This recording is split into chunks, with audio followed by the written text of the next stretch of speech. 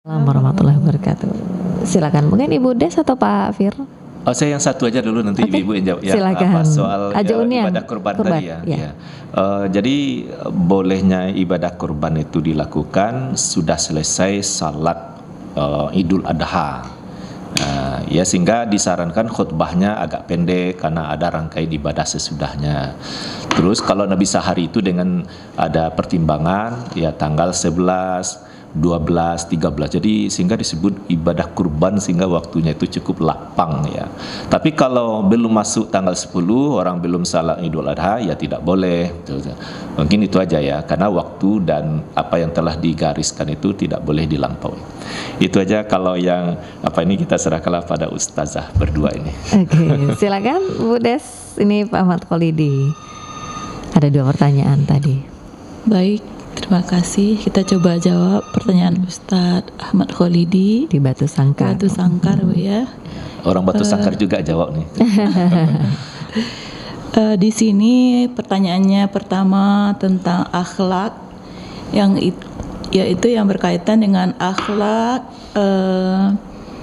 yang dilakukan oleh Nabi Yusuf berhadapan dengan saudara-saudara kandungnya, kemudian dibanding dengan akhlak Rasulullah SAW, kira-kira dalam hal ini apa bedanya?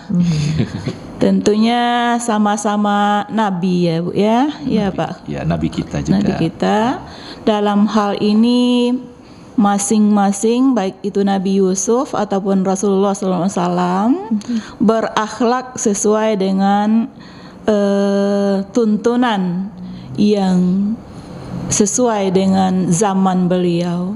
Kalau Nabi Muhammad SAW tentu tuntunannya adalah Al-Quran. Kalau Nabi Yusuf juga punya tuntunan sebagai Nabi yang diutus sebelum Nabi Muhammad SAW, di mana Nabi Yusuf ini punya kepribadian yang luar biasa, walaupun sifat dari saudara-saudaranya sepertinya mengucilkan, menghina dan memperolok-olokkan dengan datang membawa barang-barang yang tidak berguna.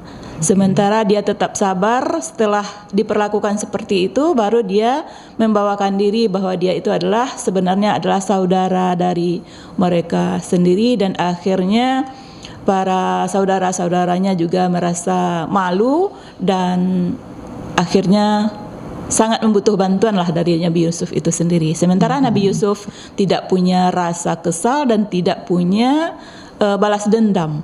Bahkan dia berusaha semaksimal mungkin demi kebaikan dan keharmonisan serta kebahagiaan hidup dari saudara-saudaranya itu.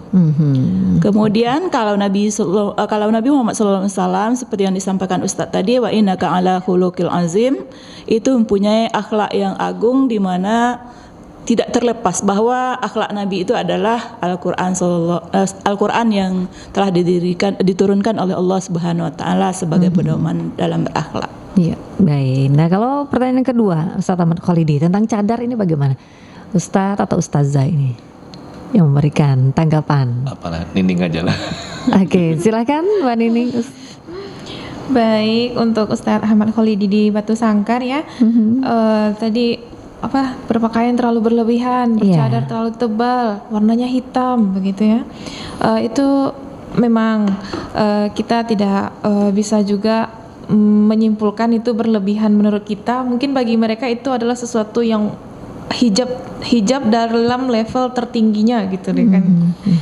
Cuman di sini dalam hukum Islam untuk penerapannya di suatu lingkungan sosial itu dikembalikan lagi kepada kebiasaan masyarakat setempat. Kalau memang masyarakat tidak bisa bertoleransi dengan keadaan yang baru dia lihat seperti itu, kita yang harus menyesuaikan kepada masyarakat kita gitu, untuk menciptakan kedamaian, ketentraman bersama di dalam masyarakat. Memang secara hukum Islam, adat merupakan salah satu sumber hukum. Jadi kita nggak bisa memaksakan ini ayat Al-Qur'annya, ini sunnahnya, ini hadisnya, tetapi dalam uruf adat kebiasaan kita tidak sesuai dengan ada dari dalil yang ada tersebut, maka kita harus bersikap menengahi kembali kepada kebiasaan masyarakat kita. Karena kalau memang pakaian seperti itu dinilai menakutkan, membuat orang kaget, itu pasti akan membahayakan. Apalagi kalau misalkan ada orang yang terkena riwayat jantungan, kesehatan yang lain gitu. Ketika mereka tidak bisa menerima yang seperti itu, kita yang harus bertoleransi kepada masyarakat tempat kita tinggal gitu. Sebab dari batasan-batasan standar untuk hijab itu sendiri adalah yang pertama seperti sudah disampaikan tadi dalam surat An-Nur dan surah Al-Ahzab, tidak tipis, tidak ketat, menutupi aurat hanya kecuali telapak tangan dan wajah. Nah, itu saja sudah merupakan tertunainya kewajiban kita sebagai muslimah untuk berhijab. Baik, terima kasih Mbak Nining.